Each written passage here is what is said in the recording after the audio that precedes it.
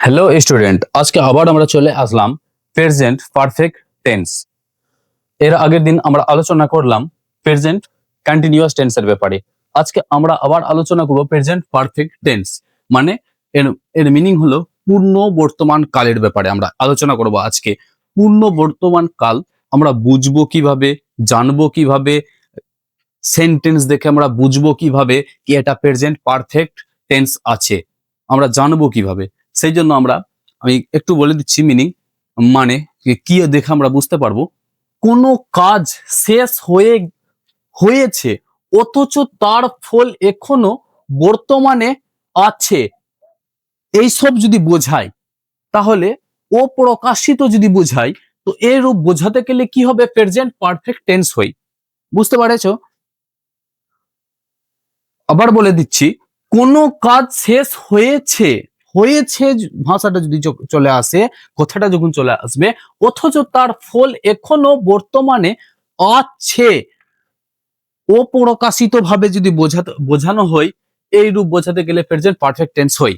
আমি এসব তোমাদেরকে লিখে রেখেছি বুঝাবার জন্য শুধু। বাংলায় চেনার উপায় হলো, কিছু বাংলায় চেনার উপায় বলে দিচ্ছি আমি তোমাদেরকে। বাংলায় ক্রিয়ার শেষে, মানে বাংলা মিনিং এর শেষে কি থাকবে, যাই ভাষাটা থাকতে পারে, যাচ্ছে ভাষাটা থাকতে পারে, যাচ্ছি ভাষাটা থাকতে পারে, যাইছে ভাষাটা থাকতে পারে, যাইছেন ভাষাটা থাকতে পারে, যাচ্ছেন থাকতে পারে, ইয়াছে, ইয়াছি, ইয়াছেন, ইত্যাদি এসব বোঝাতে পারে। বুঝতে পারছো? ইত্যাদি থাকতে পারে, ঠিক আছে। এছাড়া করেনি থাকতে পারে, করি নাই থাকতে পারে, যায়নি থাকতে পারে, বা ইত্যাদি এইসব কিন্তু থাকবে, মানে যে কোনো মিনিং এর পরে। উদাহরণ আমি বলে দিচ্ছি, I have done the work, I have done the work, আমি কাজটি করে ফেলেছি, আমি কাজটি করে ফেলেছি, আমি কাজটি করে ফেলেছি। She has gone to school, gone to school, সে স্কুলে গিয়েছে। যখন ছে ভাষা চলে আসবে বা ছি ভাষা চলে আসবে, তখন আমরা বুঝতে পারবো কি এটা প্রেজেন্ট পারফেক্ট টেন্স আছে। They have they have they have কাফটেন সরি ভুল, দে হ্যাভ ইটেন রাইস, তারা ভাত খেয়েছে, I have seen the movie মানে কি হয়ে গেল, আমি সিনেমাটা দেখেছি। আই হ্যাভ লার্নেড ইংলিশ, আমি ইংরেজি শিখেছি, ছি ভাষাটা চলে আসলো, ছে ভাষাটা চলে আসলো, ছি ভাষাটা চলে আসছে।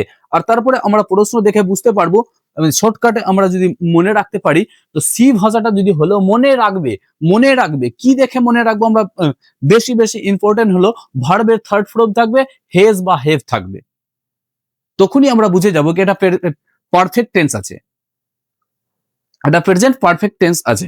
আমরা হেজ আর হেভ দেখে বুঝে যাব, আর ভার্বের থার্ড ফর্ম দেখে বুঝে যাব এটা প্রেজেন্ট পারফেক্ট টেন্সে আছে। দেখছো পাচ্ছ, I have done the work, তো হেভ ভাষাটা চলে আসলো। সি হ্যাজ জজ টু স্কুল, তো হেজ ভাষাটা চলে আসলো। দে হ্যাভ ইটেন রাইস, তো হেভ ভাষাটা চলে আসলো। I have seen the movie, তো হেভ ভাষাটা চলে আসছে। আই হ্যাভ লার্নেড ইংলিশ, তো হ্যাভ ভাষাটা চলে আসবে। তো সেরকম এই পাঁচটা আমি প্রশ্ন দিয়ে দিচ্ছি তোমাদেরকে। He has open the door, I have lost my open, she has taken tea, she has red the book, we have finished the game. এই পাঁচটার তোমরা মিনিং করে দিবে কমেন্টের মধ্যে। চেনার উপায় কি কি থাকবে প্রশ্নের মধ্যে, সাবজেক্ট থাকবে, হেভ বা হেজ থাকবে, মানে সাবজেক্ট থাকলো, হেভ বা হেজ থাকবে, ভার্ব থাকবে, অবজেক্ট থাকবে। সাবজেক্ট থাকবে, হেল্পিং ভার্ব থাকবে, ভার্বের থার্ড ফর্ম থাকবে, আর অবজেক্ট থাকবে।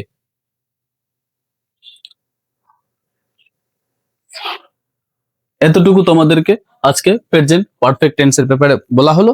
এর পরের দিন নেক্সট ভিডিও আসবে প্রেজেন্ট পারফেক্ট কন্টিনিউয়াস টেন্সের উপরে।